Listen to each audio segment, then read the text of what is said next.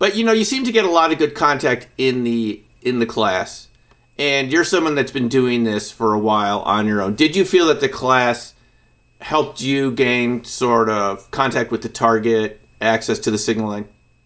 Tremendous. The first class I took with you, the basic beginners class, introduced some of these Ingo Swann elements that really made a huge difference for me, like analytical overlay, which is and advanced perceptions, two powerful concepts that happen to remote viewers all the time. And just getting a grasp on those just from the beginning class was a huge tool for me to move forward, because viewers always have extra information. They're not sure if it's subconscious, conscious, and you need to do something with it. And it's a wonderful thing from Ingo, who he handed on to you to hand on to us, this ability to take that information, still keep it on the shelf, come back, check on it, and then it dynamically increased my percentages. Now, with this second class, intermediary class, with the sensories page, and from going from pages 4 to 6 of the controlled remote viewing, I didn't realize, embarrassingly enough, I hadn't been doing remote viewing yet. I'd done the foundation. Yeah. And 4 and upward is really the meat and potatoes, where you separate the stone away from the sculpture and relieve it out of the sculpture. And this class was huge for me. And it's evident that the techniques work great, because I've never seen so many great results. I mean, we had just incredible results. I mean, we were really, really on target. Yeah. So I can't thank you enough for nurturing and caring for and being the custodian of these lessons from Ingo, the creator of the system, and then adding your own tools to it and phrases that make it more easier for the viewer. Yeah. Even things as simple, you changing a couple words. Resonant viewing is really more what this is doing, and resonant connection and resonant. And I can't tell you, I'm really appreciative for this class. And if they thought I was good before, I have a feeling I'm going to be relieving more of those details that I've always wanted to get. So this is an invaluable class. Further, I'd like to say that I think the class, the smaller the group, the better. And having the benefit of being able to have you as the monitor makes me think that the best possible alternative is private classes, really. Really? So I've been doing this for a while as a group class. Do you think people would benefit just doing one-on-one? I've never actually done that much of that. We've done it as a group.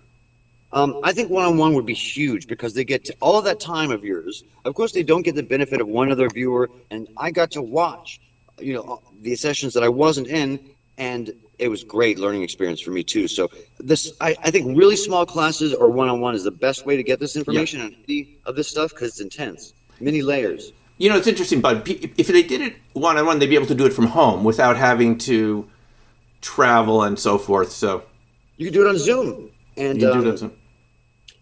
And once again, this is really, really great.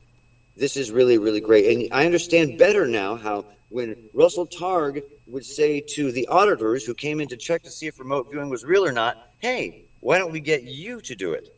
And I bet this is the stage when that stuff really solidified, from foundational ideas to, holy Toledo, I got the target. You hear those stories again and again. And it's from doing the method. And I finally learned it, embarrassingly enough. I was before leaning more on my true natural psychic abilities. And this, specifically for me, targets like objects versus a location. It's a very difficult thing to relieve from the stone. And specifically, 4 through 6 do that. Yeah, it's really designed to segregate out the different sort of aspects and attributes of a target, and to really get accurate information for each type of element in a target, because there's so much to contact with, to connect with in any particular target. It sort of breaks it down. How did you feel when we had that target of you with the dolphin? Now, you were on target with that right from the beginning, so I wasn't sure, how much more, but you kept getting more info. How did you feel when you finally saw that that's what the target was? I was staggered because, you never, as a viewer, there's a mistake that you're going to have the final image drawn out perfectly. Then that's not how it works, and you're not supposed to do that. You're supposed to get all the pieces together and the real content from your subconscious, and it'll describe itself. And really listen to your subconscious. You can't try and consciously connect it all. And we found out from this session the results were stupendous. Any a separate person could come in and look at a bunch of pictures and read our viewings and go, bing, it's this one. And the porpoise one to me was crazy. I got so many of the features. I mean, everything from the snake-like body movement. I said fish even. I was talking about how the below of the body, like kind of like, a whale is a The lighter wave-like color. motion of the dolphin body. Yeah. I mean, you can get types of information that you'd be astonished. How something moves, how it feels, how it propels itself. This sorts of information you can get that in this method that's just so valuable, so valuable. And professionals out there who want to give their clients better details, better information. I mean, you have to do this. You're only relying on your psychic abilities in the foundational stuff. Otherwise, I know the other methods. I know a lot of these other methods, and this Swan, Hein, and you're really attributing it to others, but you're being too humble. This is the most superior method. Yeah, Ingo really seemed to know what he was doing. There's a lot of debate about it, and there are people that don't believe in the ideogram method, but I've always found it to be effective, and here you are, someone that's a natural psychic who still found the Ingo structure effective for your ability to access the target. I find that kind of astounding. Hugely. And it also allows you to think, even, for me, there are areas that are very dimly lit. So in that subconscious space, they're very dimly lit.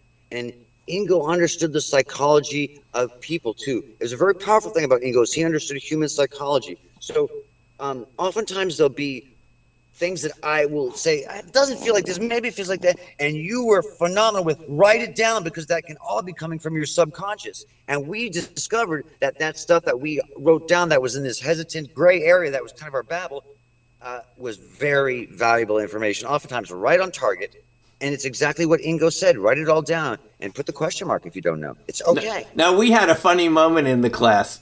Kathy, the other participant, who was in the room with me, we gave her a picture of skydivers setting a record for the number of skydivers diving at the same time.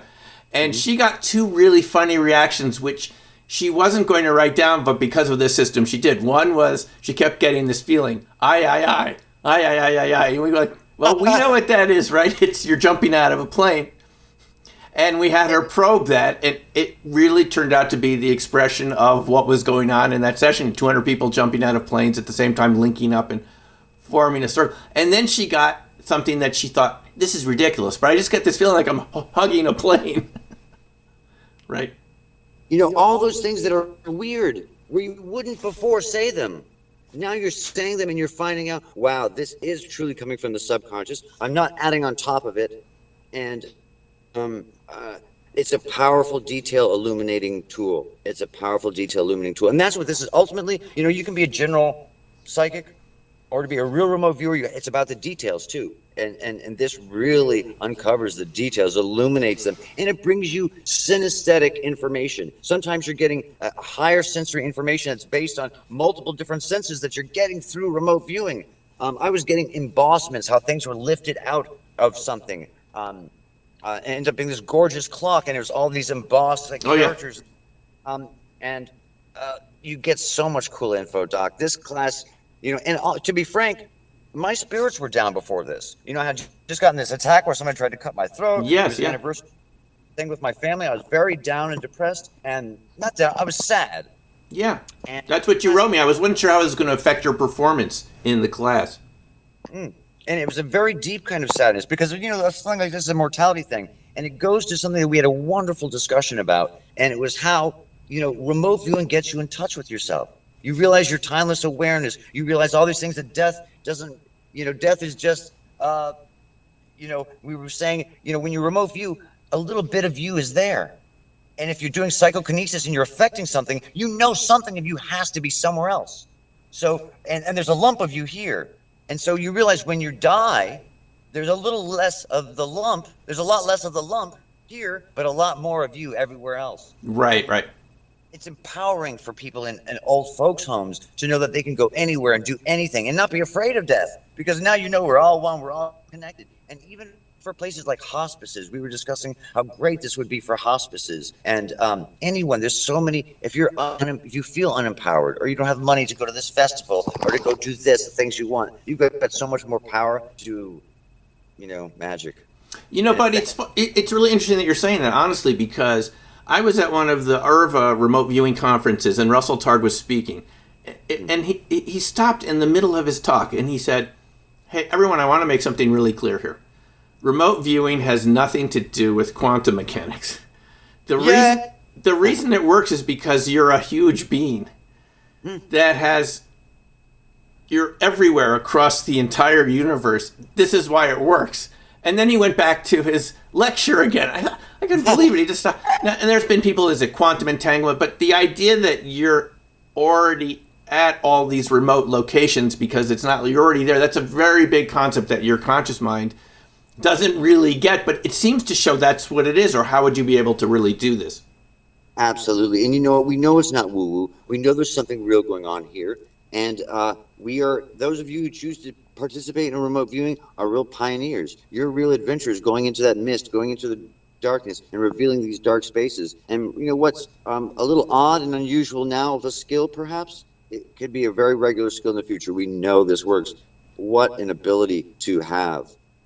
It's very practical in so many different ways. And no, it's really true. I find the application, the people use this for specific applications, but we were talking about this in the class a little bit, isn't one of the biggest applications that teaches you to trust your intuition, gut feelings. You just know that information is correct because in the practicing, you've learned to identify signal from noise. And how powerful your subconscious is. Your subconscious operates everything all the time. Your conscious is actually so little of your self-awareness. And so, you're really trusting in who you really are. It's just that subconscious being that has taken in all that previous conscious programming and built this functional creature that's self-automated in many ways. And you can change that automation that you thought was inaccessible. And, like Russell says, we're timeless awareness. Timeless and awareness. And those two things together just say so many different things to me. And, people like you who are real pioneers, when people were making fun of psychics and not understanding psychics, you grasped onto this early. You sat with Ingo on the steps in the village, and you even had his little drink. He gave you his drink. And there's so many things about that, how special I drank that the Kool-Aid, buddy. You drank about that? It's astounding, and the reason I keep doing it is because, just results that we got in the classes, it seems transformative. People seem to emerge from the weekend, the long weekend. I know it's a long time, Friday through Sunday, but does it feel like a good investment of time? That's 3 days of your life. You were there the entire class remotely. I know how challenging that can be. You could have been doing other things, but do you feel it was a good investment of time? Oh my gosh, Doc! I mean, come on. This is the single best remote viewing instructional or psychic instructional I've ever had, by multitudes, because the last class was really a couple things. It was those two elements. The analytical overlay, and this class had 30, 40 of those structural things. I mean, I could go on about the different elements in the sensory page, and even in how you construct the summary. If you don't have to write out this perfect paragraph of it, you can just start with the words, review everything, touch it, going through it. And it reminds me how important, too, of a skill to work with is the monitor, too, because you're getting the benefit of their resonance. Right.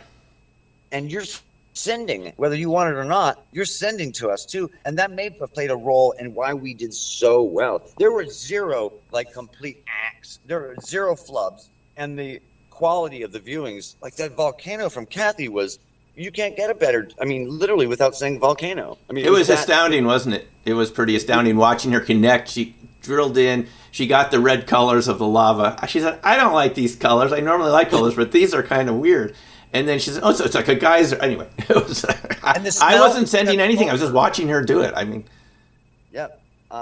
This is powerful stuff, Doc. And bless you for passing on the baton to us. Thank you. And I highly recommend it to everyone. Beginners need to go through that first class, though. You just can't jump into this one. And I'm really eager for the advanced class where I get to play with clay finally and do these clay modeling and real detail. We really drilled down in this. There's exercises there for moving within buildings called sliding exercises where you go down levels. you could see obviously some of the value for the people that paid to develop this, the intelligence community, military community. Sliding Sure. exercises, things to move around very precisely in space and time, and Mm. And oftentimes for clients, it's about details. yeah, They really want details. They want to know what is the date. If you're doing predictive analysis for a company that's trying to do a loss prevention in a production pipeline, and that's something that psychics are hired for. I was at this international astronomical convention, and there's a lot of companies that were looking for predictive analysis, or they had it. And their predictive analysis was really. based on computers and experts. And my little company does that as well too, but then it adds the intuitives on top of it. And then the final kind of like a monitor, auditor, a coordinator takes information and gives them the stuff. And you can see how that can save a company millions of dollars. If you have an idea of where the next disaster could happen that causes you millions of dollars in Oh, the absolutely. pipeline, the dates, the weeks, If little info. no, if buddy, just look at the 737 Max catastrophe. You had almost 400 lives lost, and that was a software error. There were errors in there that people knew about. If you had viewed that, you could have shown them ahead of time. Look, this is going to fail in some situations. They won't be able to recover. They don't know enough how to stop the trim tabs from going to their extreme position on the wings. And you could have saved lives and a lot of time and a lot of hardship and suffering by viewing that. Don't you think that would be a good application? Huge. I mean, you're talking about saving lives, Doc. And you can say that. How can you know that this viewer is really, is this target verifiable or not? Well, you can look at the track record on verifiable targets for that viewer and get a general idea of how accurately they do. And you can apply that to this new area that they haven't done before and say, at least they're going to have around this level. But since it's a new target, it might be 10% less. And this is the value. We should look at this. And it's also important, too, to know that you know this, of course. RV is never 100% of an evidentiary value. It's an accessory to the evidentiary value. Of course, of course. It gives you color and extra options. And how awesome is that? Right. It's an accessory. Of course. We never use that. That's a very good point. Very good point. And I'm astonished that China and Russia are doing this at huge rates. They see the massive value, so many different things in this. And the U.S. is doing this, but it's doing it in a very fractured context. Yeah, we're really a little behind, and I feel like I just want to contribute and keep our progress at this level, even a couple people at a time, is something, right? Yeah, and you're keeping the formula alive. This is Ingo's hand on our shoulder, saying, this is the method I taught, and this is from my lifetime of learning about human psychology. He loved human psychology. He loved science so much, and he read so much about it. And those insights are really illuminated and relieved from embossment, relieved from the stone and become this vivid and embossed thing with this method. It becomes more vivid and tangible, and the details. I mean, we were getting down to tiny details. Really tiny details. Yeah. At one point, air, for the porpoise, air needed in an arrow going up and down. And that the porpoise needs air and it goes up and down. You're getting all sorts of levels of information. You can get information in this stuff that you can't get almost any other way, too, which is very Kathy powerful. and I were looking at each other during your dolphin porpoise session, and it was a dolphin, wasn't it? Yes. Yeah. Well, yeah, and we were trying not to give our, when you're the monitor, you're trying not to give away anything. So I told her, poker face, don't give it away. We're trying to contain our kind of astonishment at the target contact. I mean, it wasn't just a little contact you had. It was just, whoa, he's got this animal over the water that needs to breathe air in this kind of wavy motion, it was really astounding. We had a really good one the first day, too. She had the target of the hurricane, and what was your target for that day? Mine was the hurricane, and I got the little mini wings. I did my drawing. The hurricane. Really, this session. I'm going to try and pull up one of the drawings here, and you can just see what we're talking about. It's special, and this method gets you those details. You can't get those details. I mean, you can, but you're going to be really getting it from your raw psychic ability. You're relieving it from the stone. You're really getting the real details and the information there. I want to get one of these final. So this was so fun, Doc. Oh, this was so fun. Now here's the hurricane too, and here's some of the descriptions from page 1. Let me see if I can turn the camera around here really quickly. Oh, right. It was, yeah. I'm getting things, wave to a loop, energy, water, water, air, motion, natural, energy. This is the very first page. It starts to build and get stronger. Sound goes up. Of course, hurricanes get louder and louder. Here's the view, like 500 feet above target. You can see the circular aspect of the hurricane. I don't know if, oh, my lights. Oh, right. I don't know if you can see it there, 500 feet up. There you go. You can see the circular hurricane. Even in the eye, you see the little tiny wings coming off of it. And time and time again, this was just wonderful. Just. Buddy, you had another target which was quite astounding. I mean, Kathy and Kathy didn't know the target till the end. You had a bungee jumper. That was crazy too. Oh. And you had someone suspended over water. You even had this sense of that they're kind of arched. And I'm just going to hold it up on my side of the screen. You had this bungee jumper, which was quite an astounding. Yeah. I've got an astounding drawing for that too. Let me go to the drawing. I looked at that drawing today, and Doc, I gotta find that really quick. It had some elements in it that I didn't know that it had. Absolutely staggered me. Where I had those little wooden beams, I had this like a splashing effect. I had the falling down. Wow. Find the other little book because it's in the truck here somewhere. Let me see if I can see it real quick over here. Oh, dagnabbit. No, well, you get the picture. I got the ends. It was just the detail. That one came out great. Very high detail. Yeah. Naturally, well, I mean, the picture of this exact same picture. I mean, it was crazy. No, well, buddy, thanks again for quite an impressive and amazing weekend. I wasn't sure with such small a class what would happen. Honestly, I wasn't. It's a smaller class. I've had them 10, 12 people at a time. In Tokyo, I had 60 people at a time. And now I had, with 60 people, you can't really meet all of them and work with them. So I wasn't sure what would happen. But other instructors had always said that, 3 people is actually a good size because one person can watch and the other person will be the viewer. And you learn, and it actually, I think it turned out to be true. It was quite a busy, we didn't have any moments of free time in there. It was just all learning. No. It was very beneficial. It was very beneficial to watch another person too, because you can see their struggle and how they discriminate, they just discern. That seems to be more conscious. I need to go back to my Gestalt. Where was my Gestalt? And Kathy's felt the same way. She learned a lot by watching you work through a target. It's a really interesting process, folks, if you haven't seen that before. So, and you lose that in the private coaching, but I think you also get the extra things that gosh, Doc, this was really groundbreaking for me, and I'm going to see over the course of the next few weeks with clients and other things. And I'm working on some pretty neat, weird stuff for interesting clients. Let's just put it that way.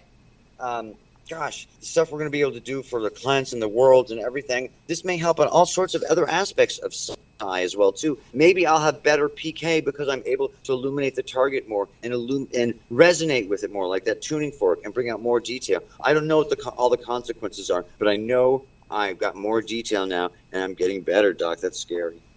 Well, thanks, Bud. Thanks. Appreciate it. Thank you. I was so honored to take this class, and I want to thank Ingo and you for caring of his baby so well. Welcome.